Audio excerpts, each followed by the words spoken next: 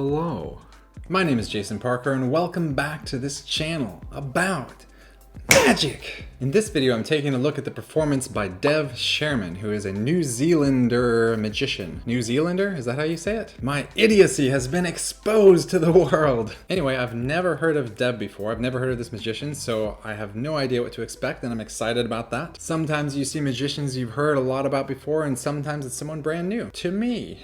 Comment below if you've already heard about Dev Sherman before this. Comment below if you haven't. With that being said, let's go ahead and jump into the reaction. I started doing magic to get girls. As a teenager, I was bedeviled by insecurity. And I wondered what would make the opposite sex admire me. Then a friend of mine made a toothpick disappear, and it totally freaked me out. And he showed me the method, and it seemed doable. Playing around with illusions changed me. To perform takes confidence, so I had to find some inside me. I used to do that trick when I was in school, except with the dollar bill. Have you ever seen that before? You put the dollar bill right there and then you're like, haha, and it's gone. Except you don't use tape, you basically put spit on your thumb and then it just sticks there if you push it really hard. Anyway, I'm just curious how common that is. Have you seen that one before? I thought it was funny that he showed it with a piece of tape around there. Maybe that was to avoid spoiling the secret like I just did. Back to the video. I tried out for Fool Us because I met a famous magician and he told me that I wasn't good enough to be on the show. So I worked hard on an original illusion and amazingly, I'm here. I'm still terribly afraid at times. I constantly move between joy and self-doubt. Which will win out? I guess we're about to see. Tonight, on Fool Us, I will hurl myself into the abyss. And hopefully my magic will catch me. Pre-selected host of the show is Dev Sherman.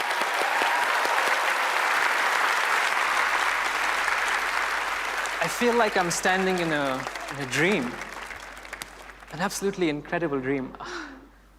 I can't believe that I get to show a magic trick in front of two of the greatest magicians alive. I can't believe it. Thank you. I never thought that I was actually good enough to be here. Never. Never. That's because you're not good enough. You're just an ordinary magician. Look at your suit! There's a stain on your pocket square. Sorry about that. That's the voice of my inner critic. He gets really annoying and loud, and especially when I'm about to do magic, right? And sometimes, hold on. I just do that. No more stain. Thank you. Yeah, sometimes I can't keep him quiet. So what I do is I draw. I draw symbols that have a magical effect on me, right? First I draw waves. Let me show you what I draw. First I draw waves. Can you see that? Yeah, perfect. Waves because they remind me to breathe, right? Like they rise and fall, they remind me to breathe in.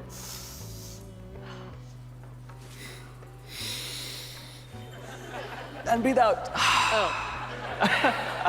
That's fine. Thanks. It calms me down, right? And then we draw a fish hook. Fish hook. Oh. A fish hook signifies strength and determination. So every time I draw it, I feel stronger and more determined.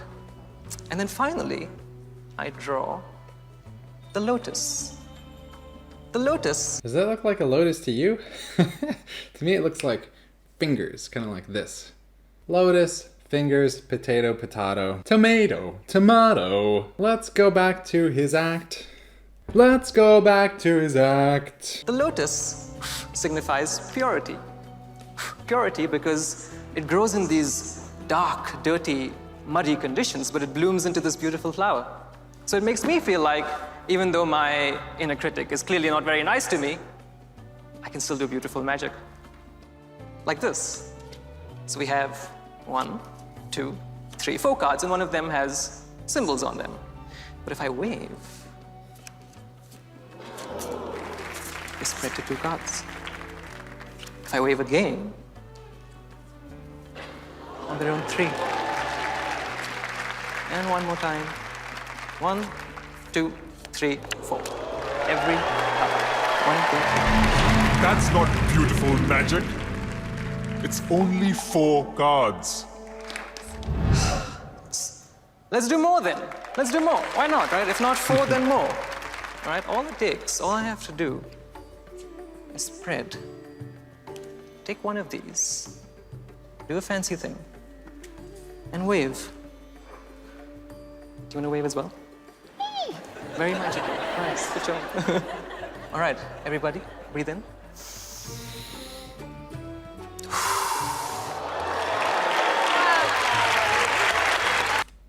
But correct me if I'm wrong, we didn't really get to see that those were all blank before, did we? Unless I just missed it. I'll have to rewatch that and see. Also about that thing with the 4 cards where they were individually changing to match the symbols, that's something that's definitely very familiar to most magicians. So nothing really too shocking there, but hopefully he's going to take this somewhere interesting.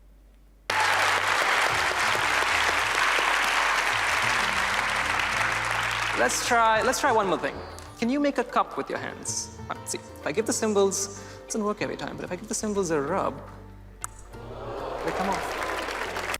By the way, I just have to interject real quick. I made a tutorial for that very move he just did right there. So if you want to learn that, click on the link down below. I'll put it in the description or the comment. I spent a good week filming that video trying to be able to teach every detail about it, so hopefully you'll be able to learn it too. Sorry for the interruption.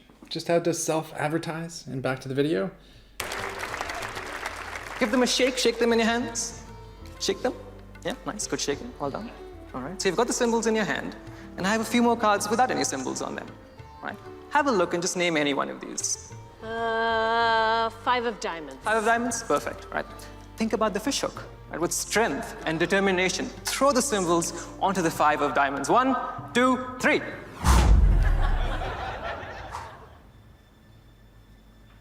Only one card. Only one card has the symbols on them. And you named a specific card. Or was it the 5 of diamonds? And you just named it, right? Just named it. Yeah. Yeah. The 5 of... I told you you couldn't do it. You don't belong here.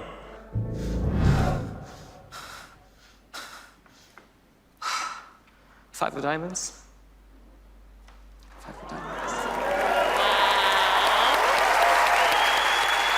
Dev Sherman, ladies and gentlemen!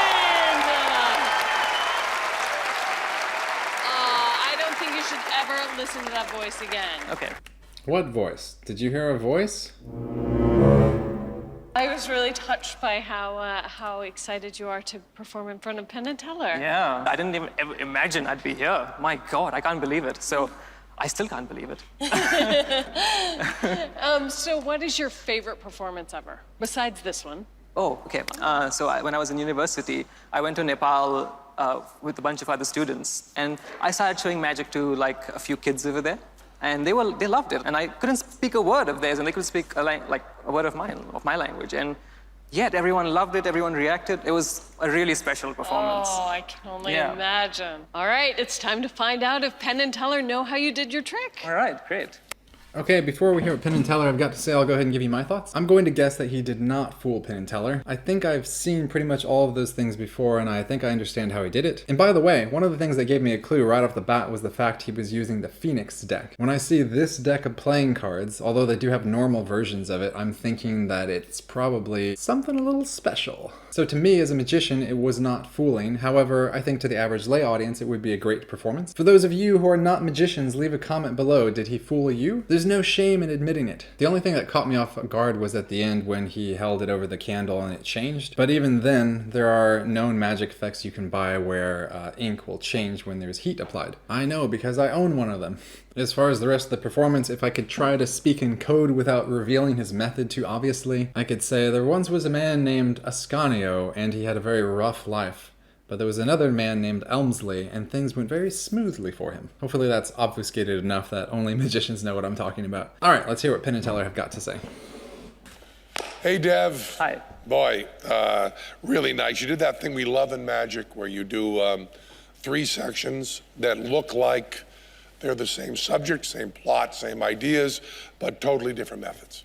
And that's always a really good way to fool. Yeah. And there's I think you are familiar with our good friends Count Elmsley. Oh, yeah, I think you've heard of him. And Yeah. Senor Scanio, I think you've also. Yeah, I know him as well. You probably, two of our friends you've Yeah. bumped into now and again. Lovely people. And there was a symmetry to your act and the way things were laid out that was really beautiful, the way that comes back in. And the idea of the inner critic was very good. You're very rough on yourself with the inner critic, but then it was a smooth performance all the way through. Thank you. Really, really, really nice, and a really nice idea.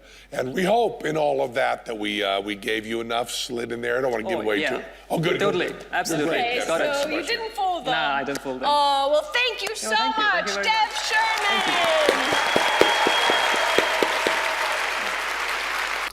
Alright, so I really enjoyed watching Dev perform. I liked the fact that he brought this kind of like doubting voice, you know, that he talked about that. That's something that I'm faced with all the time. You know, sometimes I can feel very confident on top of the world, and other times I've got this doubting voice saying like, who are you, Jason? What do you think you're doing? Who gave you the right? So anyway, it was nice he decided to kind of talk about that. The concept of putting yourself out there and taking a risk and ignoring the doubting voices, I like it. Now, as far as his magic specifically, I think he executed it really well, but I'm kind of surprised that he chose these particular effects to fool Penn and Teller, because at least in my mind, these are really kind of well known amongst magicians. That being said, I admire the fact that he tried and went out there and appeared on Penn and Teller's Fool Us. I'm just sitting at home here, and he's the guy who actually went out there and did it. So even for doing that, I want to say congratulations. Smash like! And that brings us to the extra section of the video where I read you a little Aesop's fable, and who knows, maybe we will learn something. Selecting one at random again. I've literally done all three of these, as indicated by the check marks. Let's try again. Alright, this looks kind of interesting. Brother and sister, and it's actually a fairly large story. Chapter 179 for those of you following along at home. Brother and sister. A certain man had two children, a boy and a girl, and the boy was as good looking as the girl was plain. One day, as they were playing together in their mother's chamber, they chanced upon a mirror and saw their own features for the first time. The boy saw what a handsome fellow he was, and began to boast to his sister about his good looks. She, on her part, was ready to cry with vexation when she was aware of her plainness, and took his remarks as an insult to herself. Running to her father, she told him of her brother's conceit, and accused him of meddling with his mother's things. He laughed and kissed them both, and said, "My children, learn from now onwards to make a good use of the glass. You, my boy, strive to be as good as it shows you to be handsome, and you, my girl, resolve to make up for the plainness of your features by the sweetness of your disposition." Wow, I really liked that one. That was very insightful. This is the universal hand sign for insightful. Okay, I like this because it's just like double positivity. It's like it doesn't matter what your situation is, there's a positive way to look at it and a positive way to act. The son, being handsome, immediately became conceitful. Conceited? Yeah. Full of conceit. And so his job is to strive to be as good as he appears to be handsome, which can be a challenge for him. Maybe he'll be too vain and conceitful. So he has a struggle to deal with, but let's be honest, it's the easier struggle, am I right? And the girl, on the other hand, also has her own job. Since she won't get special treatment because of good looks, she needs to make herself attractive in other ways, like through her character, her personality, her disposition. And that's why I always try to be especially nice to people. I'm calling myself plain, but I can do magic tricks, so be my friend. All right, I thought that was an especially interesting story. What about you? What did you think? Do you have some other interpretation? Did I miss something about that? Feel free to leave a comment below and I will read it. And when I read it, I will heart it. That's supposed to be a heart. There we go. All right, thanks so much for being here. If you liked the video, then click like. You know what to do with all the rest. And I hope you're having a wonderful week, a wonderful day, and I will see you next time.